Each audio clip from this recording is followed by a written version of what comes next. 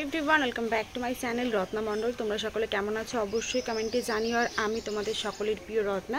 তো আজকে হচ্ছে তারিখ তারিখ তো ভুলে গেছি, বাট 10:30 বাজে। এখন হচ্ছে আমি ট্রেন ধরার উদ্দেশ্যে বেরোচ্ছি, কারণ আজকে আমার মেকআপ ক্লাস রয়েছে। আজকে আবারও একটা ডেমো হয়তো বা দেখাবে মেবি। আর আমাদের মুরগিগুলো এত ডাকে কি বলবো। যাই হোক, চলো আর বেশি লেট করবো না, এখন বেরোবো।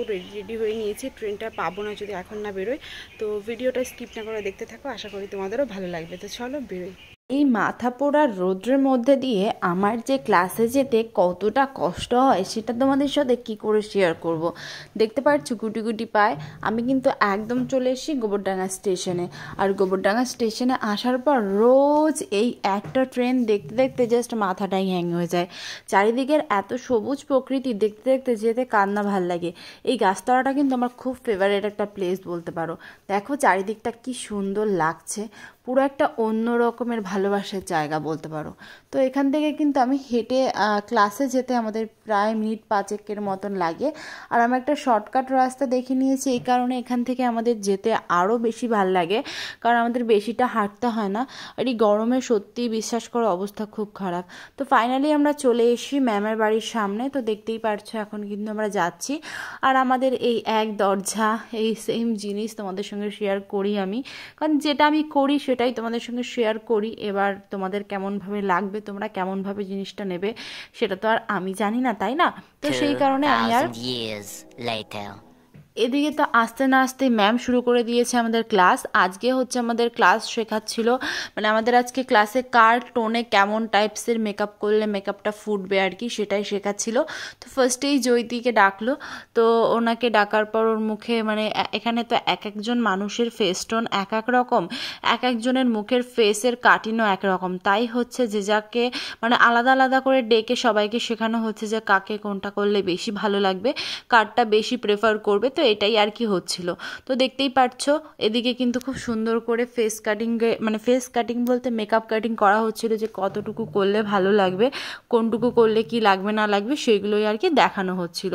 তো মোটামুটি এইভাবেই অনেকটা টাইম আমরা স্পেন্ড করলাম ওখানে। দেন এই উপর থেকেও কাটিং করা হচ্ছিল। এবার হচ্ছে ডাকছিল, কারণ এখানে তো এক একটা মানুষের ফেস টোন এক এক রকম, সেটা আমি তোমাদের সঙ্গে আগেই শেয়ার করেছি। তো সেই কারণে এক একজনের ফেস টোন অনুযায়ী কিন্তু মেকআপটা বসানো হবে।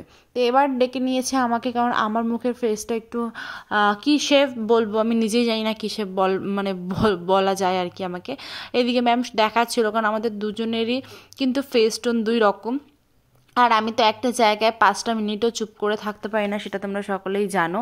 তো সেখানটায় আমি ছটফট করছিলাম, কনস্ট্যান্ট ডিস্টার্ব, মানে কী করে ডিস্টার্ব ফিল করানো যায় বা কী, সেইগুলোই আর কি আমার দ্বারা হয় আর কি। কারণ আমি যেগুলো পারি সেগুলোই তোমাদের সঙ্গে শেয়ার করি, আর যেটা ভালো মনে হয় সেটাই কিন্তু আমি করি। তো দেখতেই পারছি এখানে কিন্তু সেম প্রসেসিংয়ে আমাদের এখানে হচ্ছিল যে কিভাবে মুখের কালারিং মানে কালার কারেক্টিং বলো বা হচ্ছে কন্ট্রোলিং করা।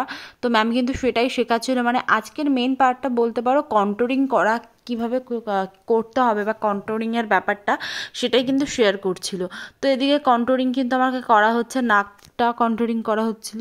এবার আমার নোজটাও কন্ট্রোলিং করা হবে। এখানে কন্ট্রোলিং তোমরা দেখতেই পারবে যে কী করে কন্ট্রোলিং, মানে কন্ট্রোল মানে কি একটু কোনো একটা জিনিসকে তোমার সুন্দর করা। তোমার নাকটা যদি বোথা থাকে সেটাকে সুন্দর করে দেবে, তোমার যদি চোয়ালটা একটু ব্যাকা থাকে সেটাকেও ঠিক করে দেবে। এটাকেই কিন্তু কন্ট্রোলিং করা বলে। আর এবার কিন্তু আমার কন্ট্রোলিং করা হবে, ওর প্রায় হয়েই গেছে। আর আমাকে ম্যাম দিয়ে বোঝাচ্ছিল, কারণ আমার নাক চোখ পুরো লক্ষ্মী ঠাকুরের মতন, তাই আমার আর অতটা কন্ট্রোলিং করতে হয় না যতটা সবার করতে হবে আর কি।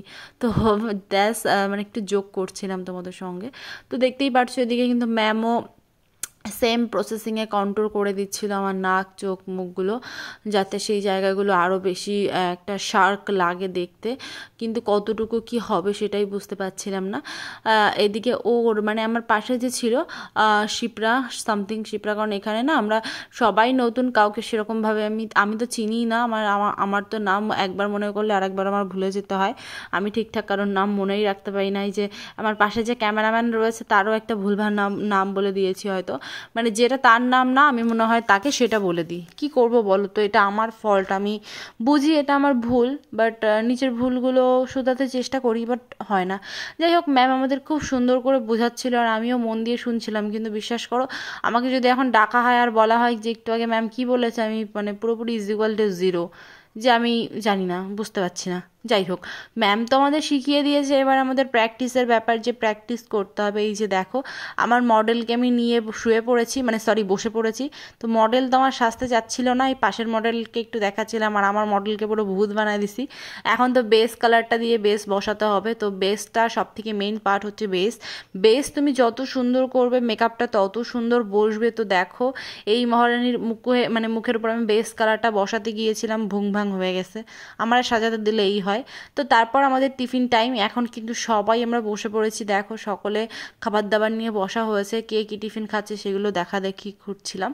দেন আমাদের একটা পেয়ার হয়ে গেছে, মানে আমার হয়ে গেছে মেকআপ করা, মানে পুরোপুরি বেসটা বসানোর। এবার আমার উপরে বেসটা বসাবি। তোমরা দেখো আমার বেসটা কতটা সুন্দর করবে ও, কারণ আমি তো ভিডিওটা মানে পরে তোমাদের সঙ্গে শেয়ার করছি।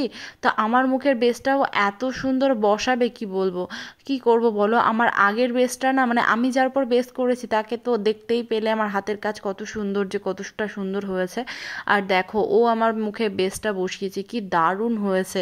মানে মনেই হচ্ছে না, মানে অন্য সময় দেখবে মেকআপ যদি সেরকম কিছু না থাকে, শুধু বেস বসানো থাকে, ভূত ভূত লাগে। বাট আমার মেকআপটা পুরোপুরি আমি স্যাটিসফাই, আমার খুব ভালো লাগছিল মেকআপটা সব দিক থেকে পুরো ক্লিয়ার লাগছিল। মনে হচ্ছিল না একটা হেভি মেকআপ বা কোনো রকম কেকি কেকি ভাব, সেরকম কিছুই না। মেকআপটা কিন্তু দারুণ ছিল, অনেকটা টাইম লং লাস্টিংও করবে, কারণ ব্র্যান্ডেড কোম্পানি, ব্র্যান্ডেড প্রোডাক্ট, তো লং লাস্টিং তো করতেই হবে। বাট আমার তো সব কিছু ধুয়ে মুছে নিতে হবে, কারণ বাড়ির দিকে রওনা দিতে হবে। এত সুন্দর মেকআপ রয়েছে, দেখো কতটা মেকআপের লেয়ার। এইগুলো যদি আমি না তুলি তাহলে আমি বাড়িটা যাব কী করে? এইভাবে ভূত ভূত সেজে তো আর বাড়ি যাওয়া যায় না। তো সেই কারণে বসে বসে মেকআপ তুলছিলাম, আর এই একটা টিস্যু দিয়ে পুরো মেকআপটা উঠবে কিনা সেটাই হচ্ছে ভাবছিলাম। তো এই মেকআপ টেকআপ তুলে তারপরেই বাড়ির দিকে রওনা দিতে হবে। আর ম্যামের ঘরের যে দরজা বা জানলার পর্দাগুলো না, এতটা সুন্দর পর্দাগুলো, কি বলবো। আমি জাস্ট পর্দাগুলো দেখে ক্রাশ খেয়ে গেছি। যাই হোক, আমাদের খাওয়া দাওয়া হয়ে গেছিলো, মানে আমি যে টিফিনটা নিয়েছিলাম সেটা তো অলরেডি খেয়েই নিয়েছি। দেন মামও টিফিন নিয়েছিল, তাই বললো ওরটা একটু খেতে দেন, ওরটা একটু ট্রাই করলাম, আর এখন যাচ্ছি বাড়ির দিকে। তো ভিডিওটা কেমন লাগলো অবশ্যই কমেন্টে কিন্তু জানিও।